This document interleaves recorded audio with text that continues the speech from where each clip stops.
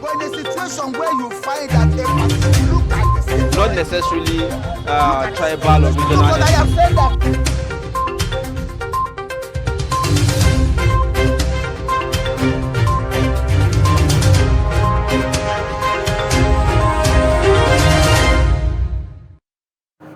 Welcome back. If you're just joining us, it's Daybreak on Trust Television, and it's that segment again where we bring you the newspaper reviews, all the stories that made the front pages of the major papers in Nigeria this morning.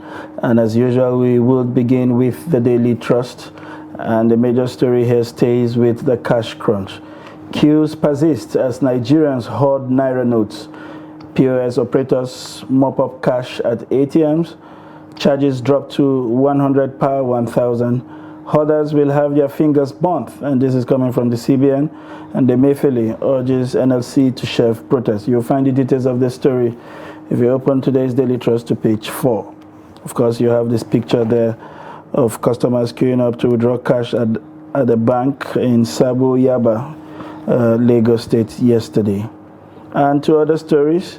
PDP crisis court restrains IU from parading self as national chairman.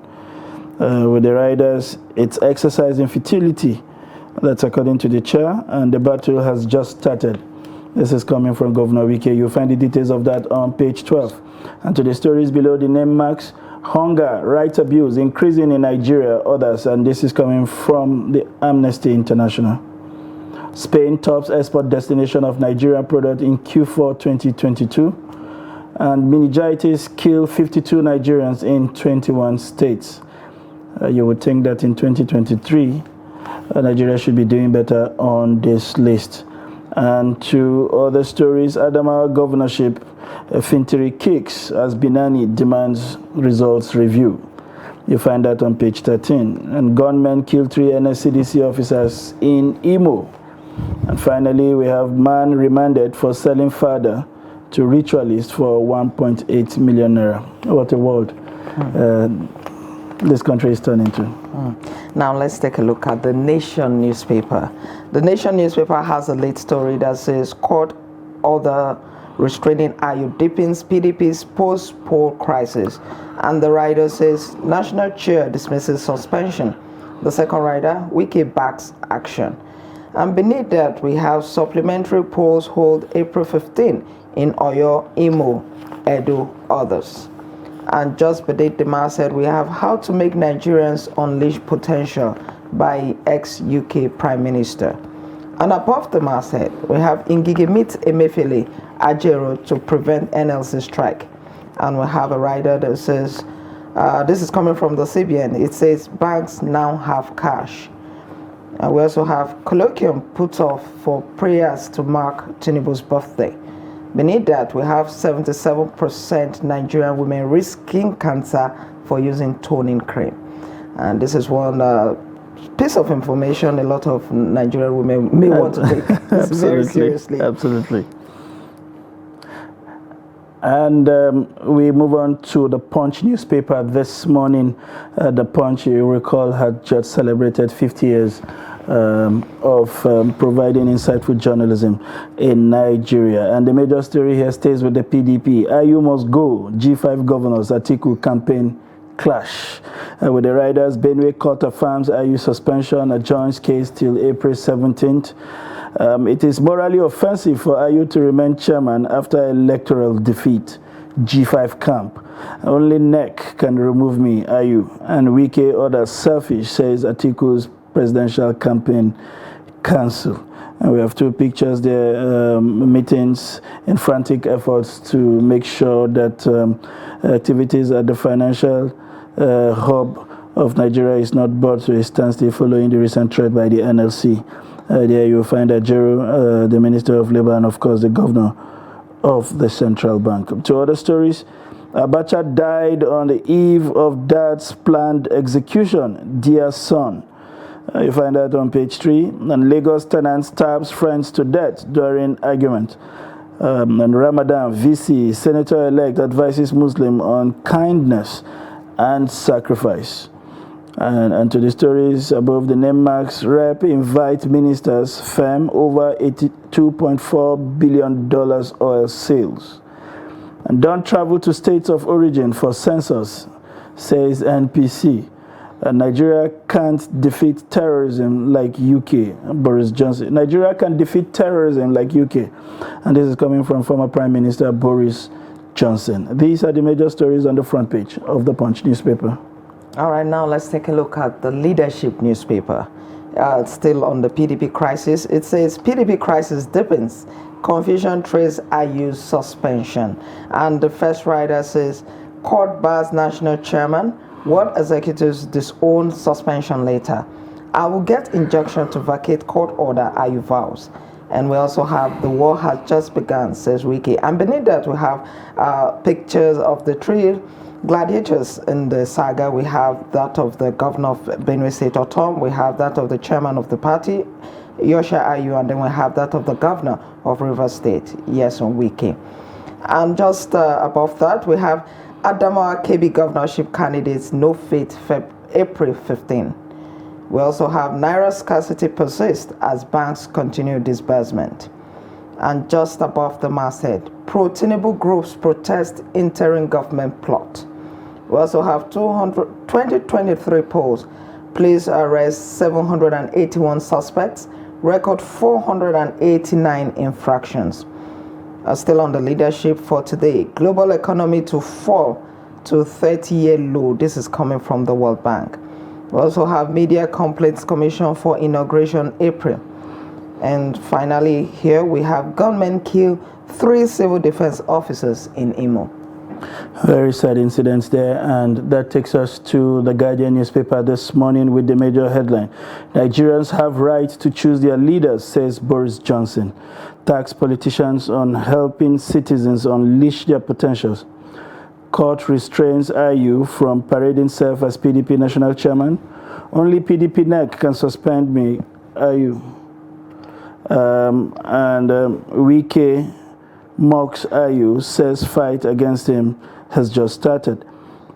And then you have pictures there of the visit of Boris Johnson alongside the Coordinator General Osage Ayim Osigwe's foundation, Charles Ayim Osage, as well as the representative of the President-elect Femi Pedro, the Director General, Nigeria Institute for International Affairs, Professor Ehosa, and the Deputy Governor of Lagos State, Dr. Babafemi Anzat, as well as the Chairman of the Day, our own Chief Emeka Anyoku, and guest speaker, former British Prime Minister Boris Johnson, and Chief Anthony Ayim Osigwe at the 16th session of the Emmanuel Onyechere Osigwe Ayim Osigwe's lecture series in Lagos yesterday. And to other stories, INEC fixes April 15th for supplementary Guba elections, and Bayelsa APC members insist on disqualification of Silva from Guba race.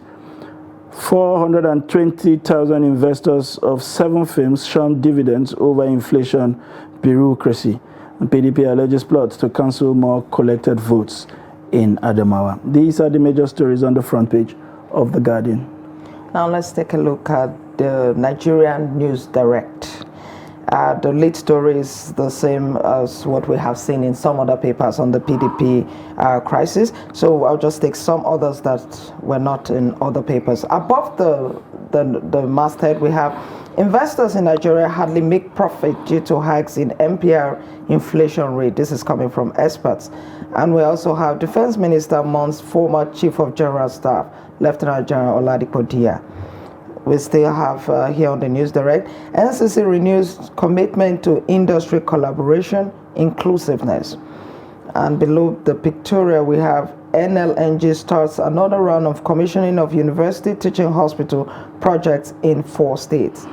We also have Bauchi State detects 7,806 cases of tuberculosis. These are the major stories on News Direct for today.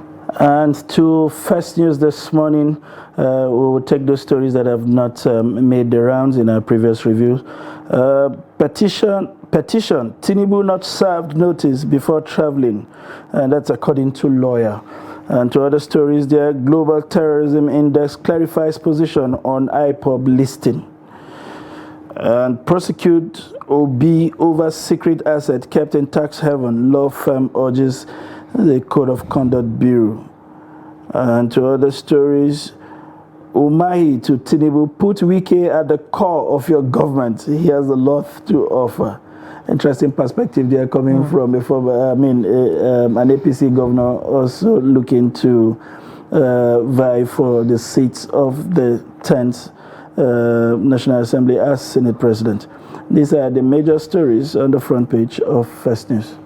Now let's go over to this Nigeria. We have just by the masthead head there, CBN loans to government gallops to 3.77 trillion in 2 months. And we also have ex-Chief of General Staff Dia to get state burial. This is coming from Ogun State Governor Abiodun.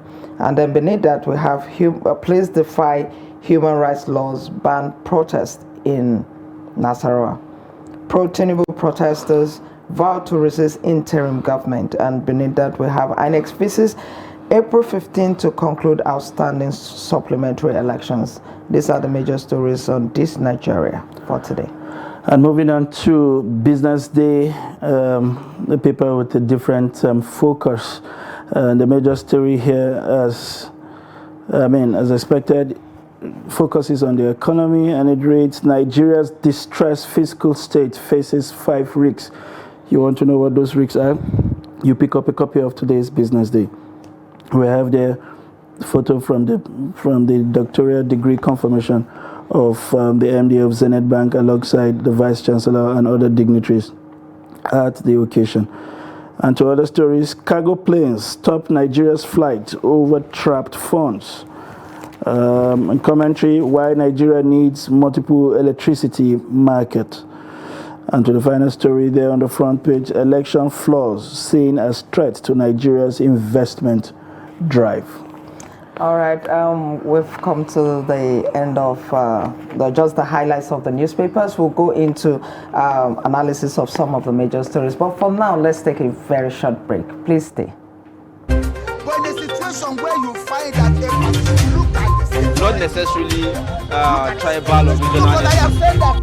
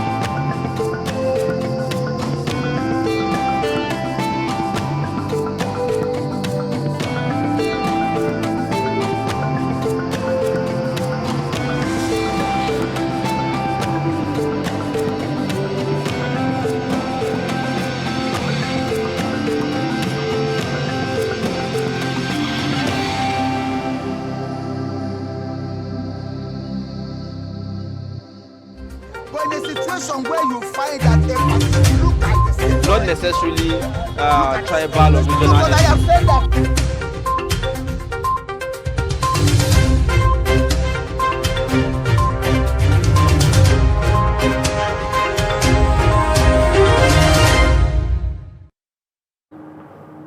Welcome back.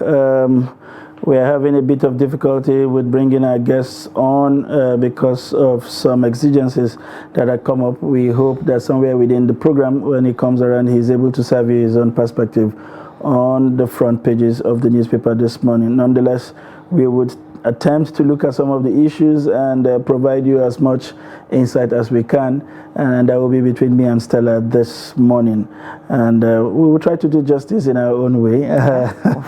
Well, we wish we had somebody else maybe to bring slightly different perspective to what we probably have been talking about. Daily Trust, of course, is leading with the story around the cash crunch, which has not completely disappeared from our streets. We said this at the beginning of this program. We are continuing to see queues, especially in urban centers where there are massive population. We've seen what's coming in from Lagos, especially the mainland Lagos, where you have that huge populations. People still queuing up for the Naira. They are not sure whether it will be there by evening or the next morning. That was what we talked about at the beginning of the show. I said a lot of Nigerians just want to get, it appears as if a lot of Nigerians just want to get this money now, know that they have the money and it's in their homes. Absolutely. So it's not like they want to have it in their homes and take it out. No, absolutely. It's like, it's having for keeps. Yes. You want to wake up and look beside you and see some of those cash stocked and you feel. And that is because of the hardship that occurred between since it started in January till this time. That's right. You know, and I think I don't know how much of awareness or reorientation the banks will have to do to actually make Nigerians take their money back to this bank, because it's going to be a lot. It is going to be a lot. There are two things I think that we are going to contend with, and which most analysts have also raised. There is a crisis of confidence on the system, like you have noted, and so people want to be their own saviors. So they've resorted to the very thing we wanted to defeat with the whole idea of a cashless society.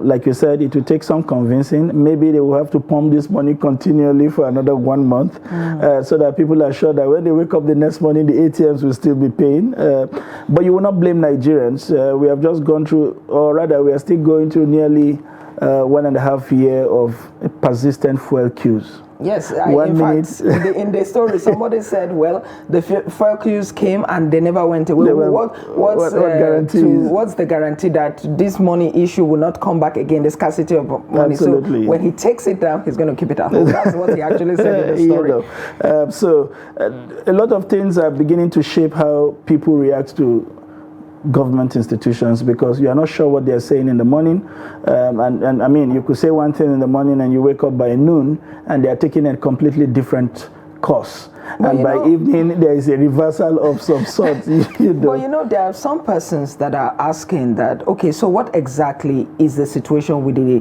Naira redesign policy at this point? Because first there was scarcity of the cash, and then now you're trying to bring it back. But there were some reasons given for the mop-up, right? So what happened? I've seen some experts talk about the fact that maybe there wasn't a think tank that sat down to look at everything around it before the implementation, and that is why we got to this place in the first place. So many arguments, if you like, around whether or not the objectives of this policy was achieved in the face of what appears to be a brutal incursion into the monetary space, if you like, by the Supreme Court. That's how people in the CBN see it. Like we don't wake up one day and the Supreme Court probably say, no, don't fix interest rates at 1, keep it at 2. Well, Sunday, you do know that the Supreme Court's judgment didn't come out of the blues. Absolutely. It came out of the fact that Nigerians were suffering and they needed to be a way out of the situation. That's true, without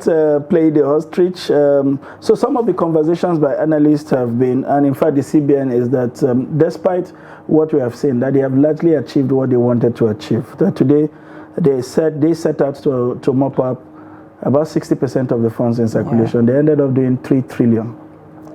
And for them, whatever happens from now going forward, there is no way that 3 trillion is going to return. Well, Sunday we still have some experts that will say while they were mopping up 3 trillion, the economy of the country, the GDP was contracting. In fact, I saw a report by Yemi Kale of the KPMG who said that by April, when the rating comes out, the economy would have contracted between 10 trillion to 15 trillion. Absolutely. That is a lot. Yes. When you're mopping up 3 if you listen to the governor at the last MPC, he said when you are in a dilemma, something has to give.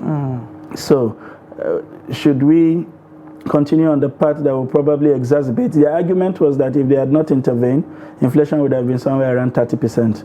And that means the money you have in your hand has 30% less value. And for them, that has more impact to individual than a GDP that doesn't put food on anybody's table. So something has to trade. We at this end, the best we can do is to give to amplify all voices. We hope for the sake of Nigeria that we are able to find some fine balance. The question I've always been asked also that in the face of all this, why are we returning the old naira back into circulation?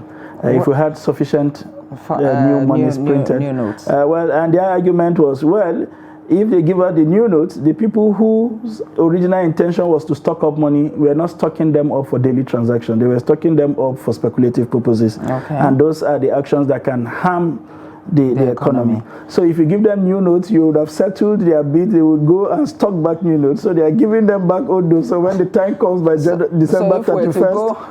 So if we were to go with that line of argument, then it would be assumed that there's actually sufficient new notes, which a lot of Nigerians do not believe. So, well, the argument is they are putting back the old notes. So when it's time by December 31st, when there will be no more new English to be spoken, they will have to then bring back those new notes. So for them, it's strategic, even though it appears like it's a confirmation around the arguments that there aren't sufficient new notes in circulation. So many sides to the argument. I hope in the course of time we will see the true benefits to the economy. And there was a report yesterday that the NLC will be briefing the press today on whether or not it will still go ahead with its planned strike slated for tomorrow. And that was after a meeting with the governor of the central bank and the minister of labor. It's good that meeting is happening, and I think it's in view of that meeting that we saw the kind of speed with which Daily Trust broke the story, if you recall, about a week ago, that there had been conclusions to flood the banks with old notes. But the CBN did not come out to confirm that story until late Friday, about the close of business, when they instructed bank. Unfortunately, by that time, it was difficult for some banks to have had access to the cash. So those who had were able to open over the weekend. Most of them eventually got cash supplies, I think, by yesterday. And we saw considerably how that has helped douse the tension. So is it just one of that last weekend, or do you imagine that next weekend as well, considering that there are still queues at the banks? If you listen to the tone of the governor, the impression is that there is a daily need assessment that is ongoing, where they are able to measure whether we are at the point of saturation or not. If that happens faster, then probably there will be no need for weekend banking. But if not, we probably will be seeing more weekend banking. All right, but then look at the first writer to this story says POS operators mop up cash at the ATMs. And when you go into the story, what the POS operators are saying is that the bank is not giving them money directly as agents. They were empowered to do this. It's a business for them. So they are also going to queue like every other citizen.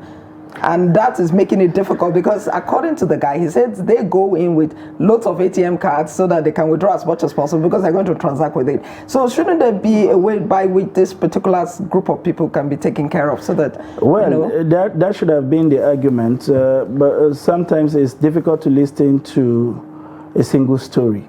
The experience Nigerians have had with the POS operators the last couple of weeks have not been funny.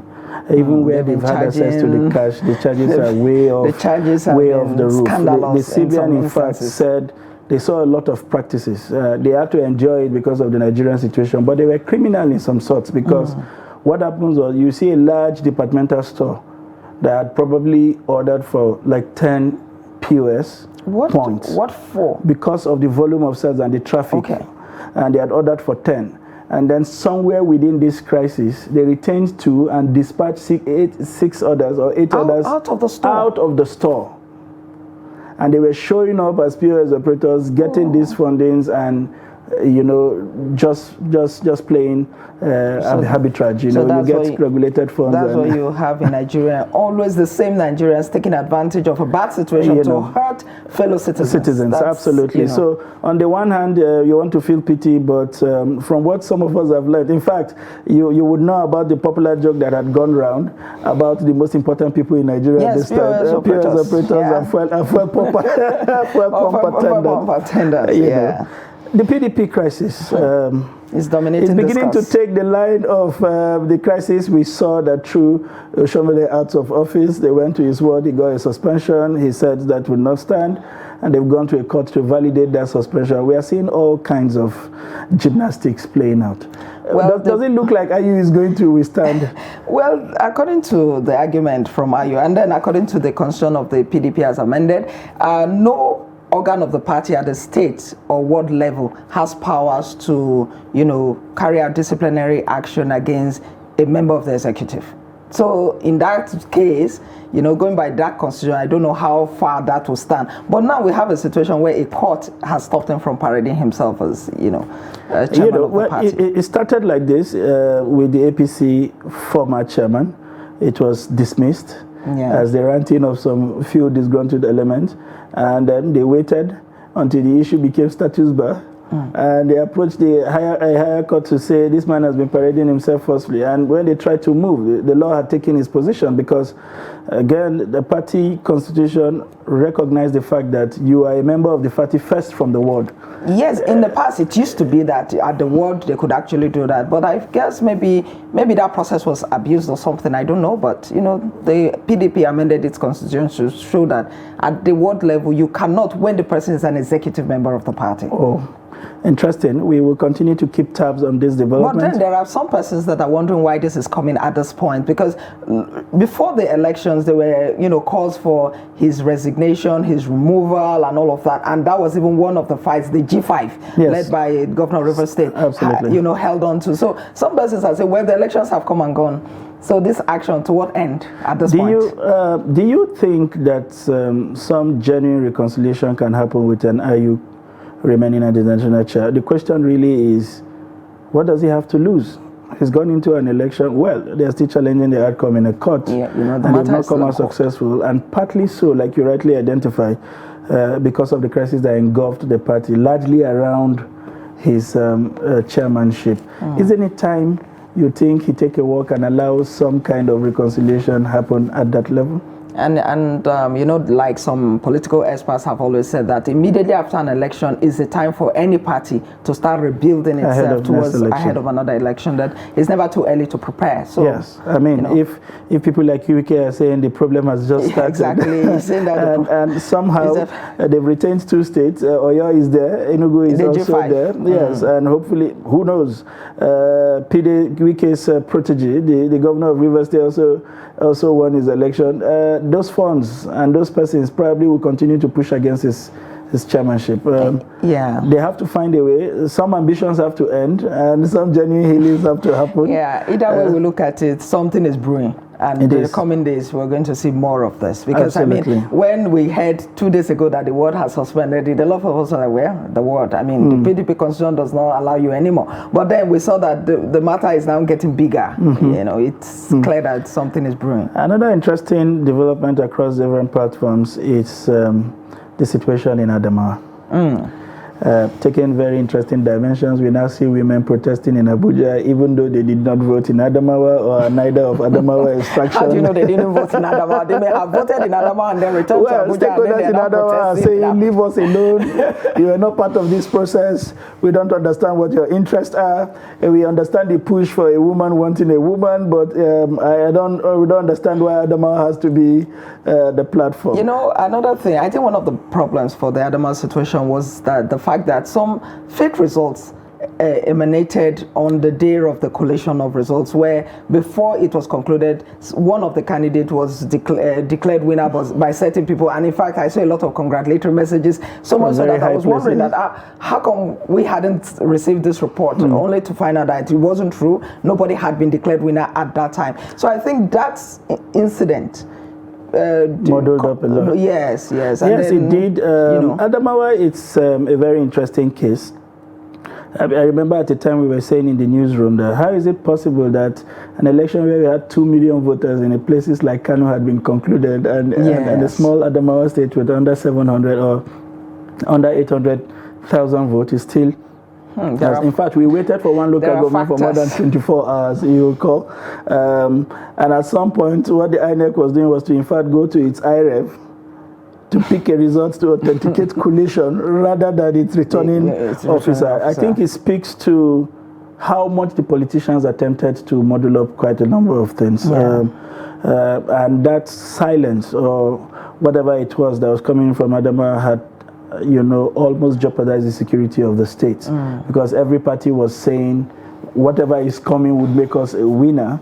And these guys are holding on to it because they were attempting to manipulate. And even at this point, as you know, 2 days ago, the candidate of the APC, Aisha Binani, said that she's calling for a review of the election in some local government areas. And today, we have in the paper the governor, who is the candidate of the PDP. Saying there is no need for that. Because actually, he's leading at this point. That's right. Why would you want a review of when it does practically look like you're coasting home with nearly 31,000 votes. And you have, they are talking, the INEC has fixed April 15, by the way, for a rerun. And in places where the total tally of votes are somewhere around 37,000. So the argument from the side of the governor is there is no chance that you are going to pick the entire 37. Well, what if all 37 goes to one candidate? I'm just saying. That would be some magic for the women folk. Meningitis, a very touching topic, comes every time we have the cycle of heats. Right from when we were kids, there has been all kinds of campaign around meningitis. Why is it difficult for us as a country to nip this in the bud? Well, just as it's difficult for us to nip malaria in the bud. You see, the issue with meningitis is that it's just like cholera, it's just like Lassa fever.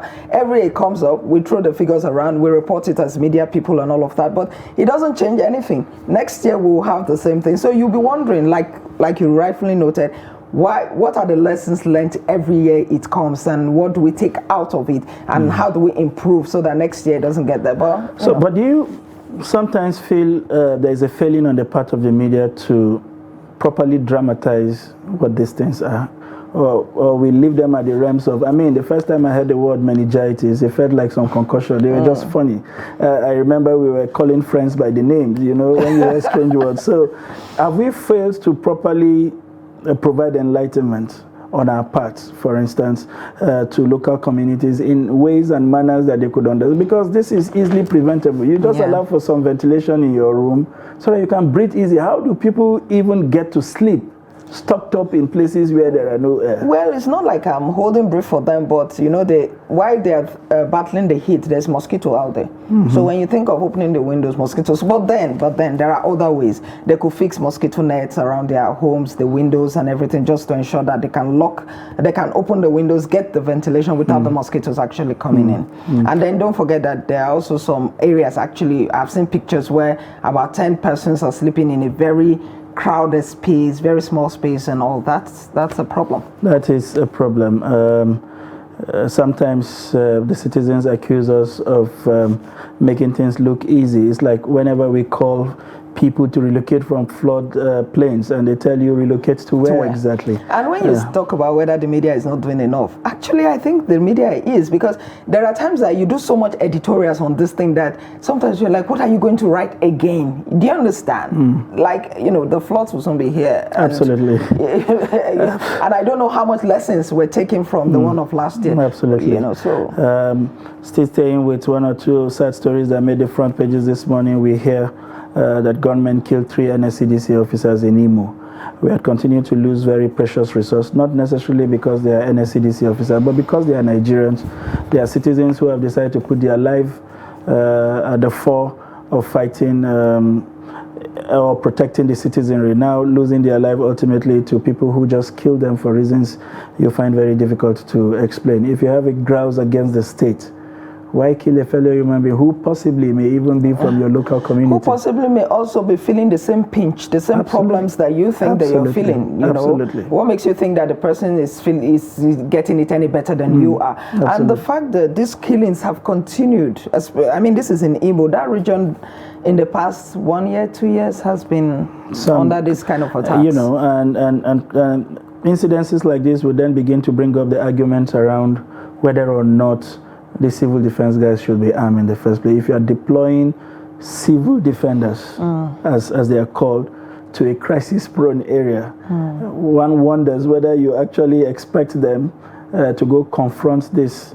men of the underworld bearing sticks or barely showing up with uniforms and thinking people will be afraid. But as you know, even policemen have been killed. Soldiers have been killed. So it's not even just because these people are not always armed, because I think some of them are armed these days, but it's the fact that these people, this is their job. This is what they are doing. So I don't see why they should be attacked and killed just for the sake of it, or you know.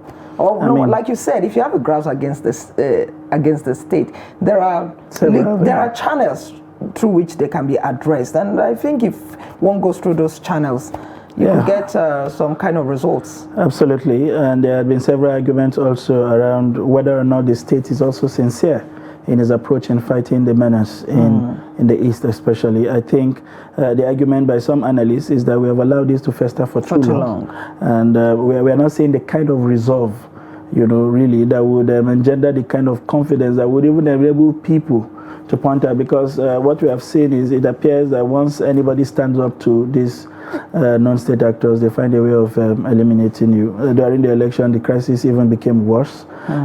We hope somehow the government comes up with some kind of strategy to nip this in the bud as a people.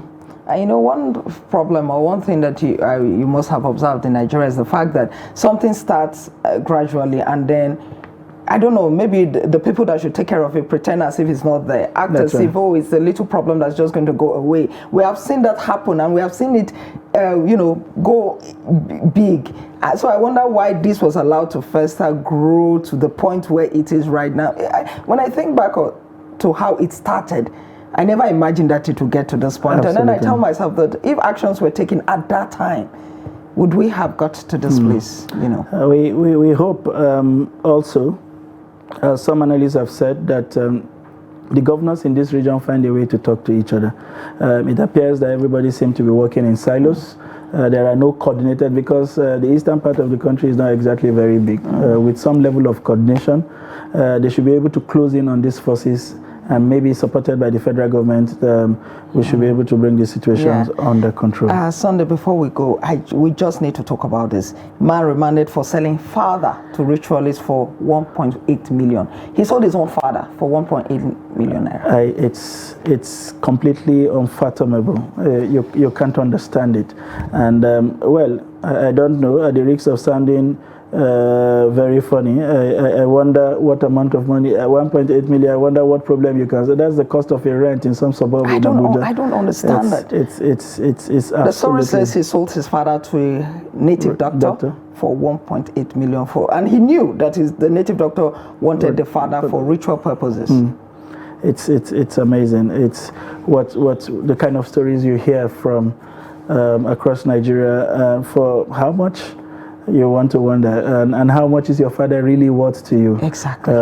For standing by you, for protecting you. I mean, they had the option of doing and for just being a father. For just being a father in a country like Nigeria. Yes. I think it's important to underline that.